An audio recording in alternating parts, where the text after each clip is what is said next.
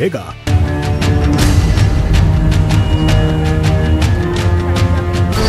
Wave के बीच virus mutation की वजह से अब युवाओं और बच्चों के लिए भी ज्यादा। नमस्कार, न्यूज 18 राजस्थान में आपका स्वागत है। मैं हूं आपके साथ सुमित गुप्ता। देश में कोरोना की दूसरी लहर से दहशत मची हुई है और अब तीसरी लहर का असर भी दिखने लगा है।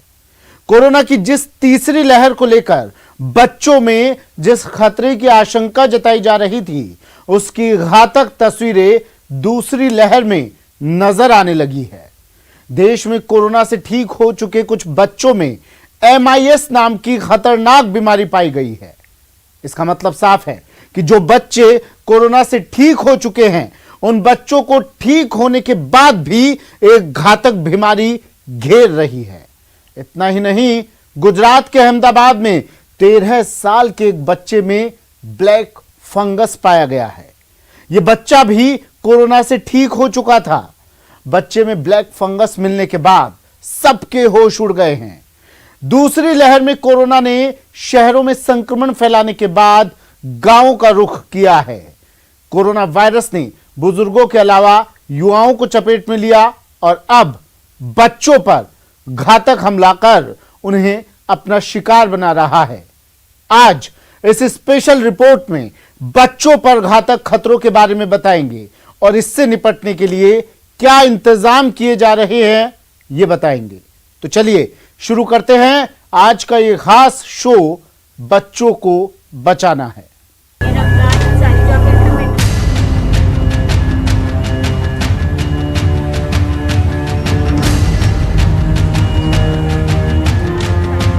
सेकंड वेव के बीच वायरस म्यूटेशन की वजह से अब युवाओं और बच्चों के लिए भी ज्यादा। दुनिया भर में बड़े बुजुर्गों पर कोरोना वायरस का खतरा बरकरार है। ऐसे में अब मासूमों पर भी कोरोना के साथ साथ कुछ और घातक खतरे मंडरा रहे हैं।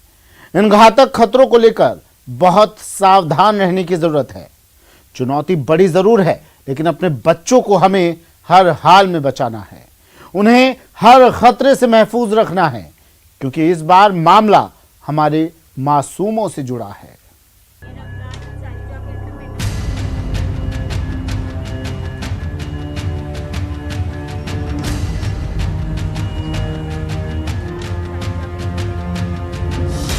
कोरोना कहर के बीच 3 चुनौतियां।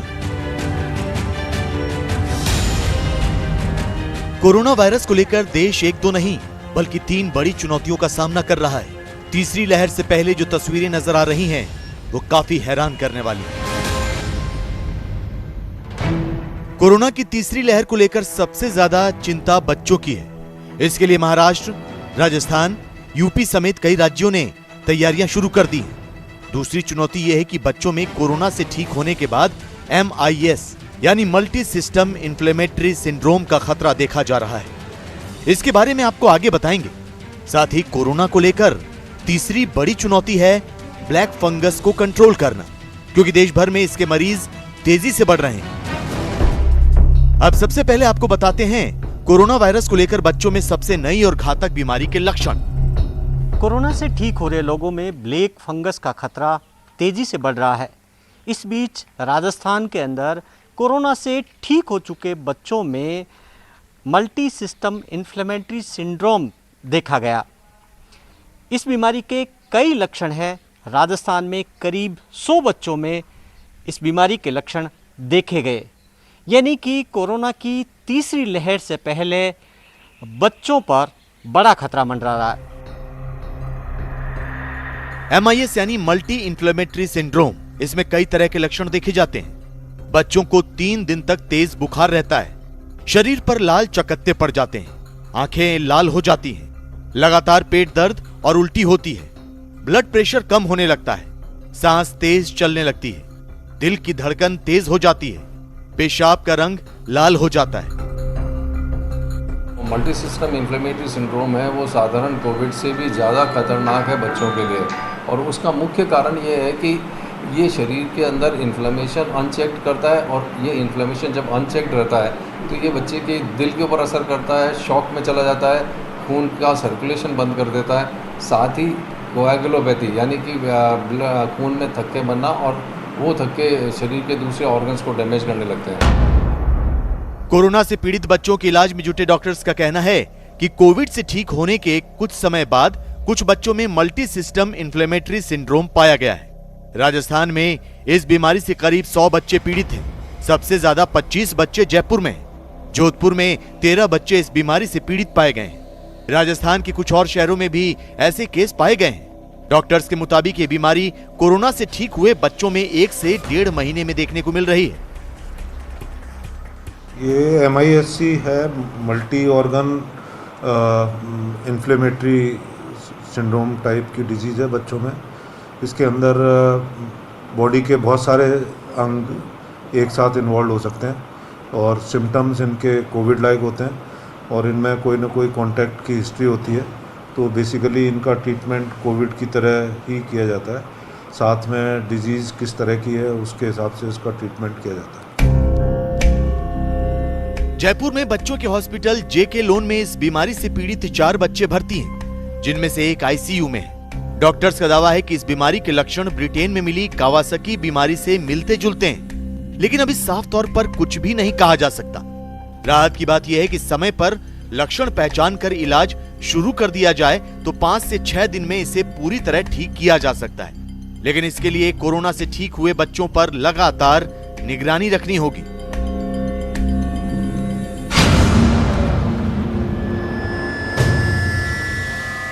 कोरोना महामारी के साथ साथ ब्लैक फंगस की मुसीबत अब बच्चों में दिखने लगी है। अहमदाबाद में ब्लैक फंगस का पहला मामला सामने आया है। यहाँ एक निजी हॉस्पिटल में कोरोना का इलाज कराने के बाद बच्चे की रिपोर्ट नेगेटिव आई, तो कुछ दिनों बाद उसमें ब्लैक फंगस की पुष्टि हुई। मासूम की जान बचाने के लिए उसकी आंख के नीचे ऑपरेशन करके ब्लैक फंगस निकाला गया। अहमदाबाद के एक निजी हॉस्पिटल में बच्चों में ब्लैक फंगस के मामले ने सबको हैरान कर दिया। डॉक्टर्स की चिंता भी बढ़ गई है, क्योंकि गुजरात में ब्लैक फंगस के केस बहुत ज्यादा हैं। डॉक्टर्स के मुताबिक 13 साल का बच्चा कोरोना से संक्रमित हो गया था, लेकिन इलाज के बाद वो स्वस्थ हो गया। हालांकि कुछ दिनों बाद उसे आंखों के नीचे दर्द की शिकायत रहने लगी, जिसके बाद जांच में ब्लैक फंगस की पुष्टि हुई है। डॉक्टर्स की टीम ने ऑपरेशन करके बच्चे को बचा लिया है, लेकिन वो इस केस पर रिसर्च भी कर रहे हैं। पहला केस हमने देखा है, तो उससे हमारी ये धारणा भी टूट गई है कि म्यूकोरमाइकोसिस बच्चों में नहीं होगा, ये भी हमने देख लिया है। जिस तरीके से हमें एडल्ट्स के अंदर बहुत सारे केसेस देखने को मिल रहे थे म्यूकोरमाइकोसिस के, हमने बहुत सारे कॉम्प्लिकेशंस भी देखे। यही सारी चीज़ बच्चों में भी संभव है, ये इस केस ने साबित कर दिया है। ऑपरेशन हमारी सर्जिकल टीम ने किया था। ऑपरेशन डेफिनेटली जटिल था, क्योंकि बच्चे का साइनस की सर्जरी हुई, उसका तालू निकाला गया और उसके राइट साइड के ऊपर के दांत निकाले गए। ये लंबा, कठिन, जटिल ऑपरेशन था। और उससे भी दुखदायी बात यह है कि बच्चे के लगभग 1/4 दांत निकाल देने पड़े।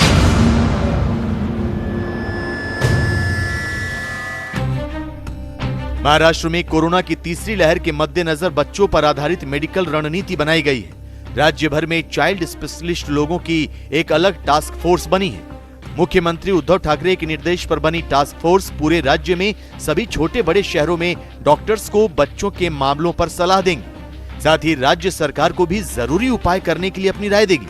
महाराष्ट्र में सभी जगहों पर एक अलग चाइल्ड केयर यूनिट बनाने का काम भी शुरू हो चुका है। मुंबई में कोरोना से बच्चों को बचाने के लिए 1 साल से 15 साल तक बच्चों के लिए किड्स स्पेशल वार्ड तैयार किए जा रहे हैं। मुंबई के जोगेश्वरी में चल रहे कोविड सेंटर में एक फ्लोर सिर्फ बच्चों के लिए डिजाइन किया गया है। वेव 3 के खतरे के बीच मुंबई में इससे निपटने के लिए पूरी तरीके से तैयारी कर ली है। वहीं विशेषज्ञों का कहना है कि वेव 3 में सबसे ज्यादा प्रभावित बच्चे होंगे। उसको मद्देनजर रखते हुए मुंबई के जोगेश्वरी इलाके में हम मौजूद हैं, SRA बिल्डिंग में, जहां इस वेव से निपटने के लिए बच्चों के लिए स्पेशल कोविड वार्ड बनाए गए हैं। इस पूरे फ्लोर पे आप देख सकते हैं तकरीबन 40 कमरे हैं और 80 बेड्स की पूरी फैसिलिटी जो है तैयार की गई है। ये डेडिकेटेड सिर्फ बच्चों के लिए रखी जाएगी। वहीं बच्चों को पूरी तरीके से ध्यान रखने के लिए यहाँ के जो डॉक्टर्स हैं वो राउंड द क्लॉक काम करेंगे और पूरी तरीके से बच्चों से बातचीत करने के लिए या बच्चों का इलाज करने के लिए उनको ट्रेन किया जाएगा। वहीं मुंबई के जोगेश्वरी में बने किड्स कोविड स्पेशल सेंटर में 40 कमरे होंगे। हर कमरे में 2 बेड्स की व्यवस्था है। जो बच्चे बहुत छोटे हैं और माता पिता के बगैर नहीं रह सकते, उनके लिए कमरे का दूसरा बेड एक पेरेंट को दिया जा सकता है। जोगेश्वरी में ये खास इंतजाम बीएमसी और डॉक्टर्स फॉर यू एनजीओ ने मिलकर तैयार किया है। MCGM के साथ कोलैबोरेट करके बच्चों के लिए बहुत कुछ कर रहे हैं। जैसे ये सेंटर टोटल 600 बेडेड सेंटर है, जिसमें हमने 140 बेड ऑक्सीजन सपोर्टेड लगाया है और 80 बेड सिर्फ पेडियाट्रिक रखा है। जैसे ये रूम है वो fully paediatric, it is like a semi ICU setup कि बच्चों को यहाँ से कहीं जाने का जरूरत नहीं पड़ेगा। काफ़ी चाइल्ड फ्रेंडली बनाया हुआ है, उनके पेरेंट्स भी साथ में रह सकते हैं। महाराष्ट्र की तरह उत्तर प्रदेश में भी कोरोना की संभावित तीसरी लहर को लेकर बच्चों के लिए खास इंतजाम किए जा रहे हैं। गौतम बुद्ध नगर में 100 बेड के 2 अस्पताल बनेंगे। यमुना प्राधिकरण 2 अस्थायी हॉस्पिटल बनवाएगा। दोनों अस्पतालों में बच्चों और महिलाओं का इलाज होगा। 10 महीने में हॉस्पिटल बनाकर तैयार करने का लक्ष्य है। गौतम बुद्ध नगर के सेक्टर 18 और 20 में जगह निर्धारित हुई है।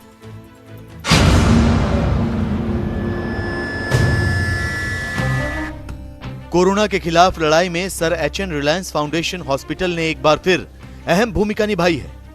रिलायंस फाउंडेशन की ओर से वर्ली में national sports club of India में 650 बेड वाला हॉस्पिटल चलाया जा रहा है। इसमें 100 बेड विशेष तौर पर बच्चों के लिए तैयार किए गए हैं। इसके अलावा 20 ICU बेड भी बनाए गए हैं। रिलायंस फाउंडेशन 500 फ्रंटलाइन वर्कर्स, जिनमें डॉक्टर्स, नर्स और नॉन मेडिकल स्टाफ शामिल हैं, जो मेडिकल सुविधाओं की लगातार निगरानी कर रहा है। रिलायंस फाउंडेशन ने कोरोना को लेकर चल रही जंग में लोगों का साथ देने का संकल्प दोहराया है। रिलायंस फाउंडेशन की चेयरपर्सन नीता अंबानी ने कहा है, कोरोना की वजह से दुख की इस घड़ी में हमारी संवेदनाएं पीड़ित परिवारों के साथ हैं। वो लोग जिन्होंने अपनों को खोया है, उनकी तकलीफें बहुत ज्यादा हैं। हम कोविड-19 के खिलाफ इस लड़ाई में वो सब कुछ करेंगे जिससे देश मजबूती के साथ इस हालात का मुकाबला कर सके। मौजूदा वक्त में कोविड-19 का सबसे ज्यादा असर युवाओं और बच्चों पर पड़ रहा है। Reliance foundation national sports club of India के अस्पताल में बेड, संसाधन और ऑक्सीजन सप्लाई बढ़ाएगा। मैं सभी फ्रंटलाइन वर्कर्स को सलाम करती हूं, जो दिन रात बिना रुके, बिना थके और समर्पित भाव से मरीजों की सेवा कर रहे हैं। हम सब एकजुट होकर इस मुश्किल पर विजय पा लेंगे। कोरोना की दूसरी लहर के लिए देश पूरी तरह तैयार नहीं था, लेकिन तीसरी संभावित लहर में बच्चों को हर खतरे से बचाने के लिए राज्य सरकारें इंतजाम कर रही हैं। हर लहर में हमें पहले से ज्यादा सावधान रहना होगा। इस बार कोरोना वायरस से ठीक होने के बाद जिस तरह बाकी बीमारियों का खतरा बढ़ रहा है, उसे लेकर सतर्क और जागरूक रहना होगा, क्योंकि सबसे बड़ा संभावित संकट बच्चों को लेकर है। हमें मासूमों को कोरोना से भी बचाना है और ठीक होने वाले बच्चों को उसके साइड इफेक्ट से भी सुरक्षित रखना है। देश के अलग अलग शहरों से कोरोना की तीसरी लहर की डरावने वाले संकेत मिल रहे हैं। उत्तराखंड में बीते 40 दिन के अंदर करीब 3000 बच्चे चीन से फैलाए वायरस से संक्रमित हो चुके हैं। कोरोना की दूसरी लहर का जुलाई में कमजोर होने का अनुमान है, लेकिन उसके बाद 6 से 8 महीने के बीच तीसरी लहर के आने का अंदेशा है। और ऐसा कहा जा रहा है कि तीसरी लहर बच्चों पर कहर बनकर टूट सकती है। इसे देखते हुए केंद्र सरकार, राज्य सरकारें और ICMR अपने अपने स्तर पर बच्चों को बचाने की तैयारी में जुट गए हैं। लेकिन कोरोना से बचाव का सबसे अचूक और कारगर तरीका है वैक्सीन। बड़ों के बाद बच्चों के लिए कोरोना वैक्सीन की मांग पहले से तेज हो चुकी है। अब ICMR और DCGI ने 2 साल से लेकर 18 साल तक के बच्चों पर वैक्सीन के क्लिनिकल ट्रायल को मंजूरी दी है। भारत बायोटेक की इस वैक्सीन का पहला चरण बहुत जल्द शुरू होने जा रहा है। हम आपको इस रिपोर्ट में बताते हैं कि कैसे और कहां बच्चों पर कोरोना वैक्सीन का क्लिनिकल ट्रायल होना है। चीन के फैलाए वायरस की दूसरी चोट से देश कराह रहा है। दूसरी बार वायरस सुनामी बनकर फैला। मार्च के आखिरी हफ्ते से अप्रैल की शुरुआत तक केरल, महाराष्ट्र और पंजाब से निकलकर देश के दूसरे राज्यों में वायरस ने कोहराम मचा दिया। अस्पतालों की व्यवस्था चरमरा गई। मरीजों को ऑक्सीजन के अभाव में दम तोड़ना पड़ा। अस्पतालों में बेड नहीं मिले, हालात ऐसे बन पड़े कि बीमारी की चपेट में आए लोग असहाय हो गए। न सरकारें मदद पहुंचा पाई, न मौजूदा सिस्टम काम आ सका। दूसरी लहर से देश, राज्य की सरकारों और सिस्टम चलाने वाली मशीनरी ने यह सबक लिया है कि तैयारियों की कमी का खमियाजा देश को बुरी तरह भुगतना पड़ा। इसीलिए दूसरी लहर के खात्मे से पहले तीसरी लहर की तैयारियों पर जोर दिया जा रहा है। सेकंड वेव के बीच वायरस म्यूटेशन की वजह से अब युवाओं और बच्चों के लिए भी ज्यादा चिंता जताई जा रही है। अभी तक हमारी जो रणनीति रही है, आपने जिस तरह फील्ड में काम किया है, उसने इस चिंता को उतना गंभीर होने से रोकने में मदद तो की है, लेकिन हमें आगे के लिए और अधिक तैयार रहना ही होगा।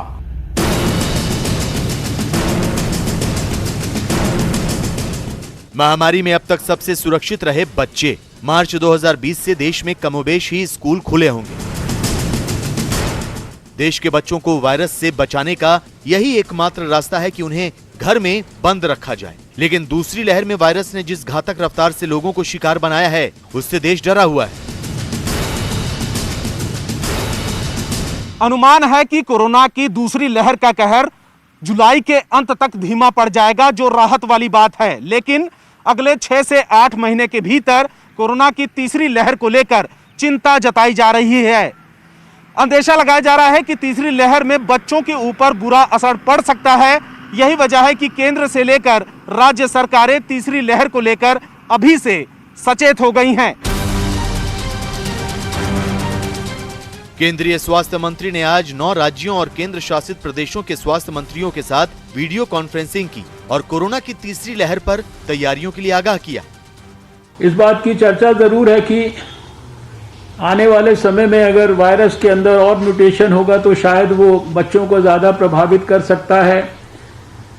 तो उस बात को भी ध्यान में, संज्ञान में रखकर हमारी जो हेल्थ फैसिलिटीज हैं उनको हम अपग्रेड करते हुए, वहाँ इंफ्रास्ट्रक्चर को रैंप अप करते हुए, विशेष रूप से बच्चों के लिए जो हमें एक्सपर्ट्स की सहायता से विशेष प्रयास करने हैं, उनके ऊपर भी हम लोग सब मिलकर खास ध्यान करें।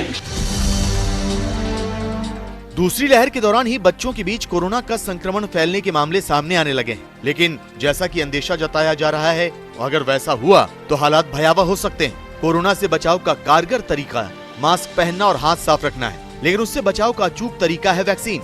बच्चों के लिए वैक्सीन की मांग पहले से ही हो रही है। अब राहत की बात यह है कि बच्चों की वैक्सीन के क्लिनिकल ट्रायल को मंजूरी मिल गई। DCGI यानी drug controller general of India ने वैक्सीन के ट्रायल को मंजूरी दे दी है।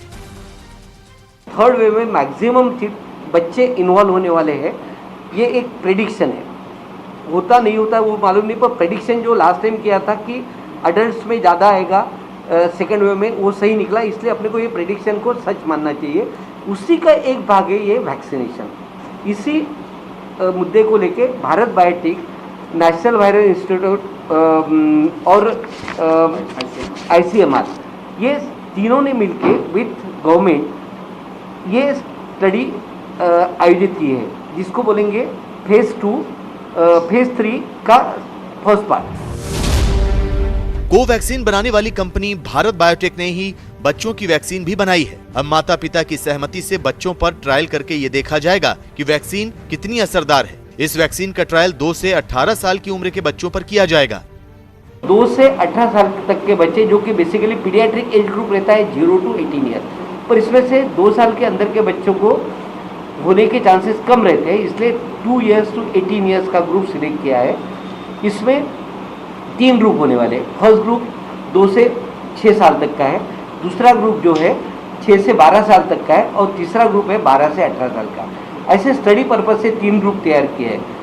हर ग्रुप में 175 बच्चे ऑल ओवर इंडिया, ऐसे टोटल तीनों ग्रुप के मिलके 525 बच्चे लिए जाएंगे। 2 से 18 साल के बच्चों पर कुल 3 चरण में वैक्सीन का ट्रायल पूरा होगा। फिलहाल इस ट्रायल के लिए 4 सेंटर चुने गए हैं। ये सेंटर हैं एम्स दिल्ली, इसके बाद है एम्स पटना, तीसरा सेंटर है दक्षिण में नीलोफर अस्पताल हैदराबाद और चौथा है Meditrina institute of medical sciences Nagpur. Trial से पहले बच्चों के खून की जांच की जाएगी। जांच नतीजे डॉक्टरों के मुताबिक आने पर वैक्सीन का ट्रायल शुरू किया जाएगा।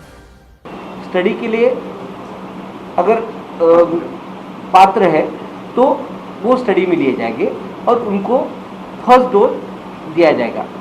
जिस दिन फर्स्ट डोज दी जाएगा, सपोज 1 तारीख को फर्स्ट डोज दिया तो दूसरा डोज 28 तारीख को या उसके 2 दिन ज़्यादा से ज़्यादा बाद में यानी 28 से 30 दिन तक दूसरा डोज दिया जाएगा। और बाकी फिर ब्लड सैंपल्स वगैरह लेके इसका पूरा स्टडी होगा। और इसमें जो जैसे वैक्सीन इज ऑलवेज एंटीजन, तो ये वैक्सीन देने के बाद एंटीबॉडीज कितना डेवलप होता है, क्या होता है, ये देख के ये स्टडी के रिजल्ट दिए जाएंगे। भारत बायोटेक की कोवैक्सीन फिलहाल 18 साल से ऊपर वाले लोगों को दी जा रही है। इसके ट्रायल और नतीजे बहुत अच्छे रहे हैं, इसलिए उम्मीद है कि भारत बायोटेक की बच्चों के लिए बनाई गई वैक्सीन भी कारगर साबित हो सकती है। इस महीने के अंत तक बच्चों की कोरोना वैक्सीन का पहले चरण का ट्रायल सभी 4 सेंटरों पर शुरू किया जा सकता है। इस वैक्सीन का ट्रायल 3 चरणों के बाद पूरा होगा। पहले चरण से तीसरे चरण तक के नतीजों का अध्ययन करने में कुल 208 दिन का समय लगेगा। अगर ट्रायल सुरक्षित रहता है तो डीसीजीआई और आईसीएमआर की तरफ से वैक्सीन को हरी झंडी दे दी जाएगी। इसके बाद वैक्सीन को बाजार में आने में 1 साल लग सकता है। ट्रायल में अगर सब कुछ ठीक रहा तो करीब 1 साल बाद बच्चों की वैक्सीन आ जाएगी। पूरी प्रक्रिया में टोटल 208 दिन का समय है पूरा। अभी इसका डीसीजीआई से अप्रूवल आ गया कि ये वैक्सीन का स्टडी कर सकते हैं। तो अभी लोकल इथिकल कमेटी जो मेडिट्रीना इंस्टीट्यूट में हमारे लोकल इथिकल कमेटी है, वो इथिकल कमेटी का अभी एक मीटिंग हो गया है। कमेटी इसको अप्रूव करती है तो हम लोगों को वैक्सीन ट्रायल चालू करने में कोई हरकत नहीं। हम लोग पूरी तरह से प्रिपेयर्ड है। वैक्सीन अगर कोरोना के खिलाफ काम करती है और बच्चों पर इसका कोई साइड इफेक्ट नहीं होता तो करीब 8 महीने में इस वैक्सीन का क्लिनिकल ट्रायल पूरा हो जाएगा। इसके बाद वैक्सीन बड़े पैमाने पर बनाकर उसे बच्चों को लगाने के लिए अस्पतालों तक भेजा जाएगा।